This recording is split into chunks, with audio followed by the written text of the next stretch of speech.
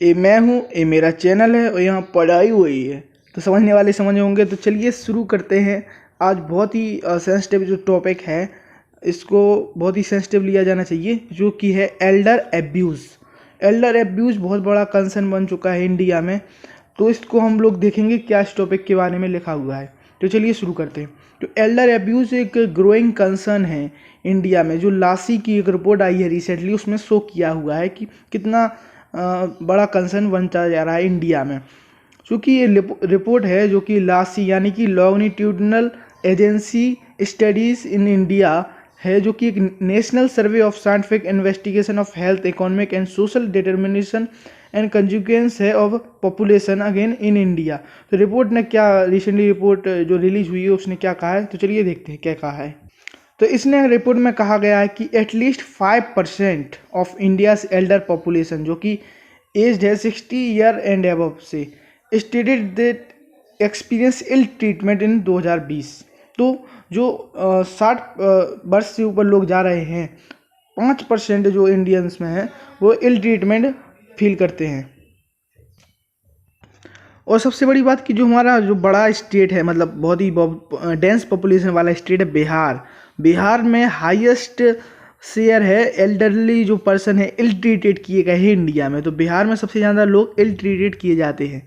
बहुत sensitive issue है, और इसके बारे में हम देखते हैं कि 77% जो इल ट्रीटेड करते हैं वो 77% है। उसमें वो किस प्रकार का इल ट्रीटमेंट फील करते हैं एल्डर्स, तो वो है verbal and emotional ill treatment. 77% treat किया जाता है, जो कि उनके सेल्फ वर्थ और इमोशनल वेलबींग को हार्म कर सकता है। तो बहुत जो मतलब उन्हें बहुत बुरी बुरी बात सुनाई जाती है, इस तरीके से चीज़ उनके साथ घटती है, इमोशनली उन्हें नीचा दिखाया जाता है। जो इमोशनल जो हार्म है उन्हें इस तरीके से पहुंचाया जाता है, वर्बेबल होता है जो कि, और इमोशनल एब्यूज जो इनकम्पस्ट करता है torture, sorrow, fear, perverse emotional discomfort और loss of personal pride and sovereignty. तो इस चीज़ों को, जो लॉस ऑफ पर्सनल प्राइड हो सकता है और सॉवर्निटी को भी हार्म कर सकता है। इस तरीके से उन्हें बहुत उनके जो फंडामेंटल राइट्स है इस तरीके से उनके चले जाते हैं, और परिवार के लोग ही उन्हें ज़्यादातर ऐसा टॉर्चर देते हैं। हाँ, बाहरी लोग भी इसमें शामिल हैं, लेकिन परिवार के लोगों का इसमें खासा योगदान हो जाता है, क्योंकि इंडिया है जो मल्टी फैमिली से अब यूनिक फैमिली में आ रहा है। तो ऐसा कल्चर और ट्रेंड आ गया है कि लोग ज़्यादा से ज़्यादा फॉरेन कल्चर या ट्रेंड को अपना रहे हैं, जो कि बिल्कुल भी सही नहीं है। इंडियन जो कल्चर था वो बहुत अच्छा था, पुराना वाला। इस चीज़ के मामले में कुछ ख़राब कल्चर भी थे, लेकिन ये अच्छा कल्चर था। लेकिन इसको भी वेस्टर्न कल्चर के आने से वेस्टर्न कल्चर को ज़्यादा अपनाया जा रहा है। तो इस तरीके से एल्डर्स जो है वो इल ट्रीटमेंट उनका बढ़ गया है। यहाँ पे बात करने वाली है कि जो एल्डर्स इल ट्रीटेड किए गए हैं या जो विक्टिम्स हैं, तो वो सबसे ज़्यादा फिजिकल जो विक्टिम या फिजिकल इल ट्रीटमेंट किए गए हैं, तो वो है उनमें कौन से स्टेट आगे आते हैं, तो उसमें अरुणाचल प्रदेश और उत्तर प्रदेश आगे आते हैं, जहाँ पे लोग जो विक्टिम्स हैं या एल्डर्स हैं वो इल ट्रीटेड किए जाते हैं फिजिकली। तो और एक चीज़ और है यहाँ पे कि जो हाईएस्ट जो एक्सपीरियंस करते हैं वर्बेबल इमोशनल इल ट्रीटमेंट, जो वर्बेबल या मुंह से कई बार गई बातों को इमोशनली जो तरीके से इल ट्रीट करते हैं, वो उनकी हाईएस्ट संख्या है उत्तराखंड स्टेट में। तो यहाँ पे हम लोगों को कुछ जो डाटा था लासी के द्वारा दिया गया है वो देखने को मिलता है। तो दोस्तों मैं बताऊंगा कि अब आपके जो क्वेश्चन होगा कि आखिरकार है क्या एल्डर एब्यूज़ और क्या रीज़न है इसके पीछे। तो एल्डर एब्यूज़ है जो कि इंटरनेशनल प्रॉब्लम बन गई है, सिर्फ इंडिया की प्रॉब्लम नहीं है। सेवरल मैनिफेस्टेशन है यहाँ पे डिफरेंट कंट्रीज़ में, और उनकी कल्चर की वजह से ये चीज़ें घट रही हैं। तो फंडामेंटल वायलेशन हो रहा है उनके राइट्स का, ह्यूमन राइट्स का, जो कि लीड करते हैं several health and emotional problem. तो इस तरीके से उन्हें कई हेल्थ प्रॉब्लम भी हो जाती हैं, इमोशनल प्रॉब्लम भी हो जाती है। वो लोग विकृति से जूझते हैं, डिप्रेशन से भी जूझते हैं। तो सबसे पहले यहाँ पे किस किस प्रकार की एल्डर जो एब्यूजिंग है वो होती है, तो देखने को मिलती है फिजिकल, सेक्सुअल एंड साइकोलॉजिकल और फाइनेंशियल। फिजिकल में फिजिकली टॉर्चर किया जाता है, सेक्सुअल मतलब सेक्सुअली टॉर्चर भी हो सकते हैं। साइकोलॉजिकल उनके दिमाग पे जोर, मतलब बहुत ज़्यादा डिप्रेशन टाइप का आ जाएगा, बहुत सारी प्रॉब्लम उन्हें घेर लेंगी। फाइनेंशियल उनके पास पैसा ही नहीं रहता है, क्योंकि इस एज के बाद वो इकोनॉमिकल रूप से कम एक्टिव रहते हैं और उनमें कम पावर होती है कि वो ज़्यादा काम कर सकें। तो इस तरह की समस्याएं देखने यहाँ पे भी बात करनी है कि एल्डर्स जो वल्नरेबल सोसाइटी में आते हैं, इसमें भी सबसे ज़्यादा वल्नरेबल कौन है? तो यहाँ पे हम लोगों को देखने मिलेंगी जो रूरल एरियाज़ में हैं वुमेंस, जो रूरल एरिया में एल्डर्स वुमेंस हैं वो सबसे ज़्यादा इल ट्रीटेड किए जाती हैं मोर फ्रिक्वेंटली, और सबसे ज़्यादा बुरा ट्रीटमेंट उन्हीं के साथ किया जाता है। और सबसे ज़्यादा जब बुरा किया जाता है जब वो अपने जो मेल पार्टनर को खो देती हैं, तो इस तरीके से उनके साथ और ज़्यादा बुरा बिहेव किया जाता है ओल्ड एज में।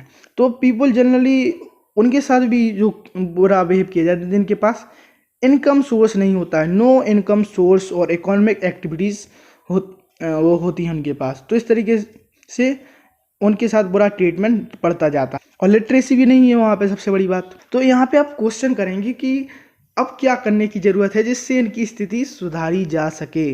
तो इनके लिए इनको बेसिक चीज़ें या एसेंशियल जो नीड है वो प्रोवाइड कराना ज़रूरी है, क्योंकि इसके बिना उनके जो हेल्प नहीं की जा सकती। तो उनकी सॉल्व एडिक्वेंटली जो सॉल्व हम चीज़ें करेंगे वो किस तरीके से होंगी।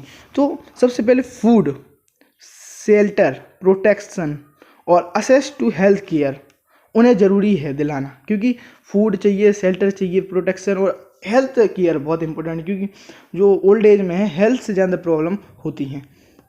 तो यहाँ पे और एक चीज़ हो रहा है गुड हेल्थ क्वालिटी, जो हेल्थ भी केयर हो तो गुड क्वालिटी की हो, जिस तरीके से जो एल्डर्स हैं अच्छे तरीके से असेसेबल कर सके जब उनके हेल्थ या ख़राब हो, जो सेंसिटिव एज होती है उसके अंतर्गत। तो अच्छी हेल्थ अगर होगी तो इन चीज़ों से जो इल ट्रीटमेंट है उससे बच जाएंगे। और एक और चीज़ की ज़रूरत है रिहेबिलिटेशन। जो भी एल्डर्स इल ट्रीटेड किए जा रहे हैं और जो बाहर है उनको दोबारा से एक कम्युनिटी और होम बेस्ड चीज़ें प्रोवाइड कराना, जिससे वो डिसेबिलिटी जो सपोर्ट है उससे बच सकें और उनकी लाइफ केयर हो सके। तो इस तरीके से होलिस्टिक मैनर में उन चीज़ों को बढ़ाना, और सबसे बड़ी बात कि इफेक्टिवली एड्रेस करना इश्यूज़ कौन से जुड़े इश्यूज़ को, जो फॉलोइंग हेल्थ है। जैसे सबसे बड़ा तो यही इशू है कि फॉलोइंग हेल्थ होती है एल्डर्स की।